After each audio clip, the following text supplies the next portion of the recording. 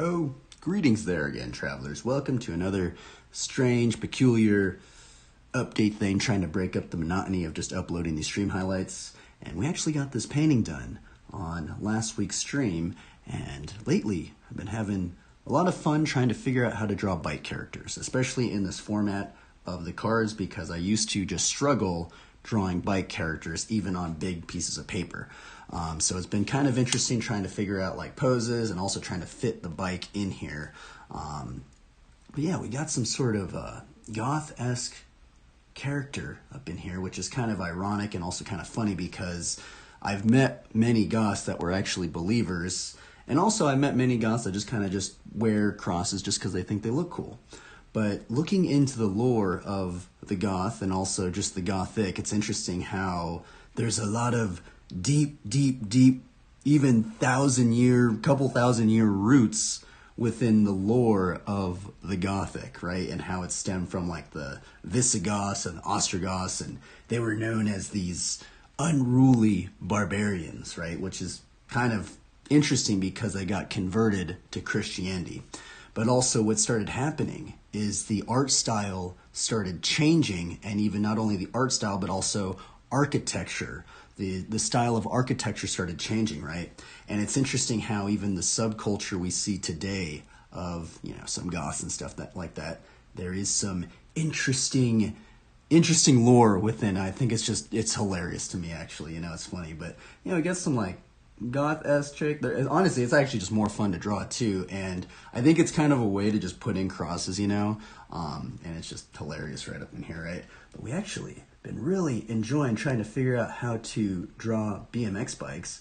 And let's see, we got a straight cable up in here, we got a top loader stem, and look at these forks up in here. Now I actually haven't really done these little line design things. I think that was kind of fun, but these forks actually look kind of minimal offset. If you were to just really look at some minimal offset forks, they're not zero, I would say. I would almost say that they're probably like, what, 15 mil offset forks.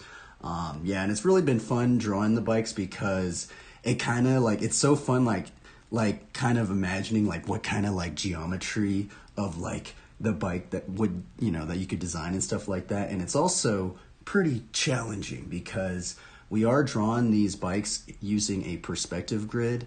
And one thing I have been trying to figure out, which if any of you guys have any advice on how to do, is how to turn the bars and make this ellipse. Because, you know, you could do a bar spin on a bike, right? But how do you draw this in terms of any single angle of that ellipse within perspective, right? If any of you guys have any videos, any advice, please let me know because I've been really struggling with that. But, you know, I got some pea shoes, got a little bit of technology up in here. And, yeah, this one was really fun. But enough of this. This one was a fun one. And there's probably going to be many more bike characters. But what's also cool about these, you know, peculiar update things is that we can shout some riders out. And that is what we're going to do now.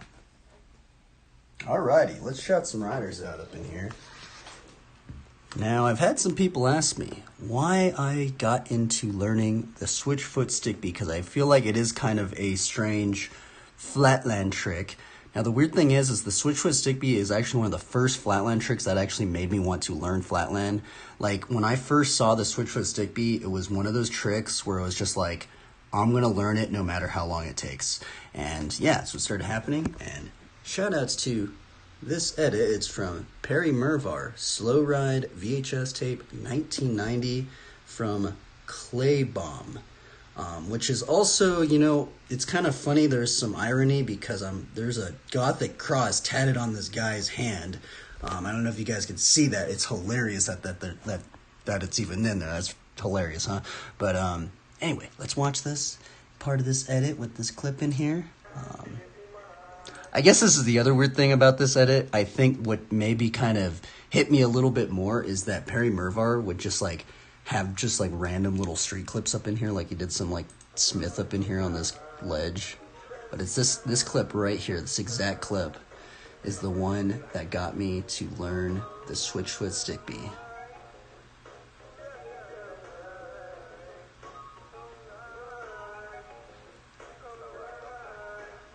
Especially just seeing you do like a no-hander in there. and it kind of like reminded me of like seeing a cross. The other thing is this line up in here. I've been trying to figure out how to do the cliffhanger, and for some reason I can still not cliffhanger very good. But when I saw this clip too, this was a really iconic clip for me to want to learn Flatland as well. I mean, dude, look at this. That straight up just looks like a cross right there, man. What the? Dude, what? Dude, that trick looks crazy, man. This is such a gnarly lineup in here. And he has there's all these people just walking around, bro. It's multi-whiplash. Boom. Boom. Boom. Triple whiplash. Dude, this edit is amazing. The vibes are just immaculate in this edit. Dude, this dude just did like a quad fire whip into a switch foot stick bee. Bar spin. Does he do a no-hander? I guess no no-hander in this one. Oh yeah, no no-hander in this one, huh?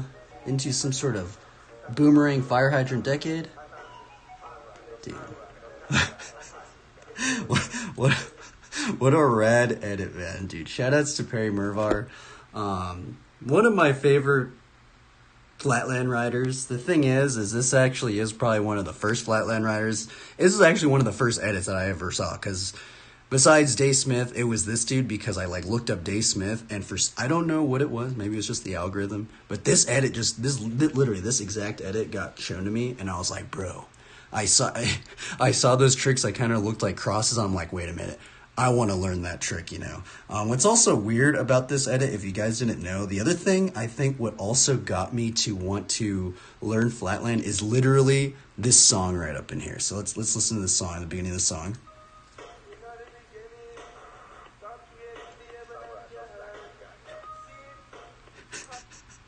It's just funny how there's just like a Bible verse in the beginning of this song. That's the other thing that tripped me out about this edit.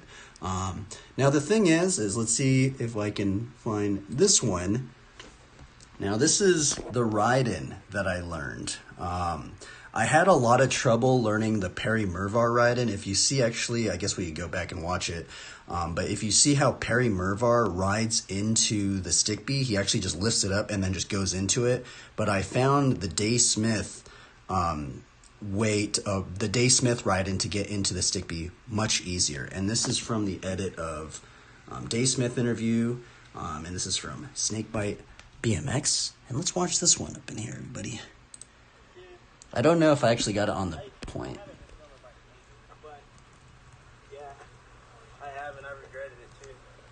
Bending wheels and pedals and seat posts. But it's this one right here. Then I can't ride anymore. So see how that guy, how Day does a endo in the beginning of it? Perry Mervar actually, I don't even think I've ever seen him do an endo into it, but it's much easier doing the stick bee from an endo. And shoutouts to Day. It's kind of weird because Dave Smith and Perry Mervar both did the switchfoot stick bee, which I found kind of cool, but also I was like, man, maybe that's a trick I should learn.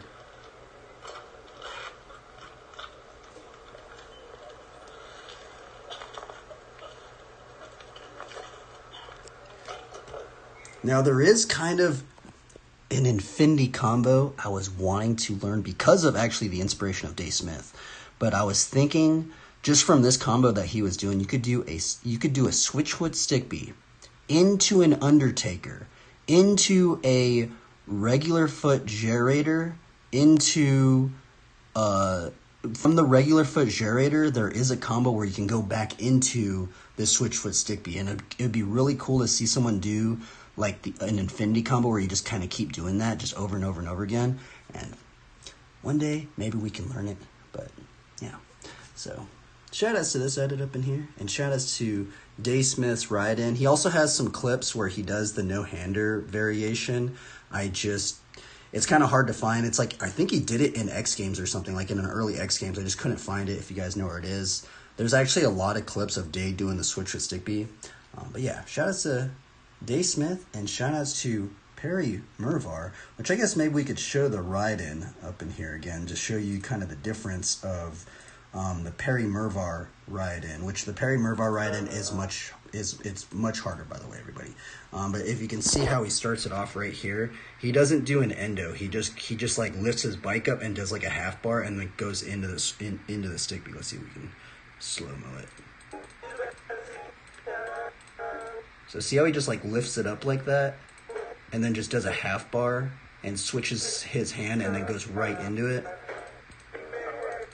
That one's much harder than the one that Dave Smith does up in here, which I guess we could just watch. We'll just watch it again. And anybody that wants to learn this trick, it's much easier doing it this way from the. Well, I think it's easier. I don't know. From doing that little endo right in there made all the difference, because I tried to learn it the other way and I was like, what in the world? Why is it so hard? But yeah, much easier to learn it that way. But yeah, shout out to these riders, and I guess this concludes the end of this thing of just the inspirations of some flatland maneuvers.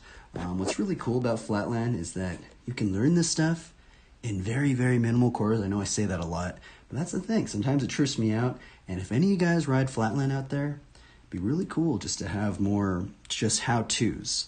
So the thing is, you know, like when I go to the skate park and I talk to other riders and stuff like this, generally I ask them like how they learn certain tricks, and a lot of them just say they just YouTubed it. And the thing is there's like if you look up how to bar spin on YouTube, there's literally probably like 50 how-to, maybe not that many, maybe like 20 how-to videos. And the thing is even though a lot of the riders basically say the same thing, okay, this is how I learned how to bar spin, right? The thing is that if you watch a lot of them, just the way they speak about it, the things that they bring up, you know, sometimes they bring up like, oh, well, I learned it on a curb, just kind of spinning it to get my muscle memory or something down. The thing is, what I've noticed, if you watch multiple how-to videos, it's always like a rider always says something a little bit different, right? And I think it helps people to learn a trick because you can see it from a different perspective, right? But anyway, enough of me rambling. I hope you guys have a good one. Try your best and have fun. The other thing is I forgot to mention, we also got a really rare shepherd sling shot up in here. So we're going to put that clip in right now. And have a good one, everybody. Continue to have fun.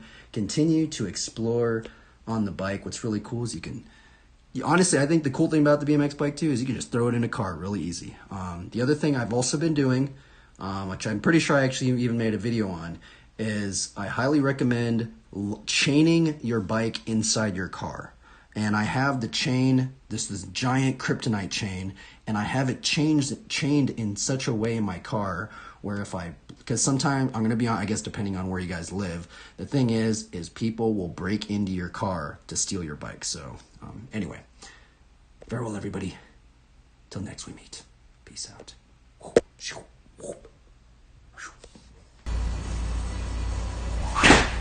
So close. You do it on the bike. You can also do it on the bike.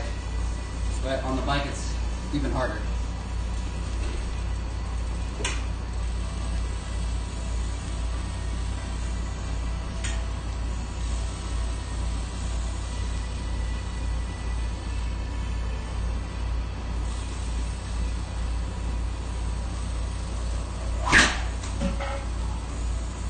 Gnarly, I actually hit it. First tee. See if I do it into a line. I'm going to put this in my pocket.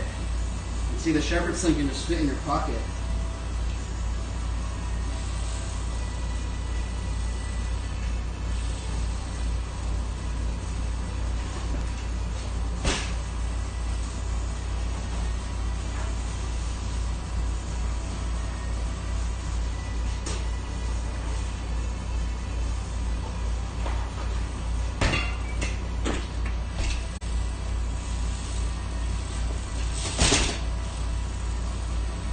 Woo!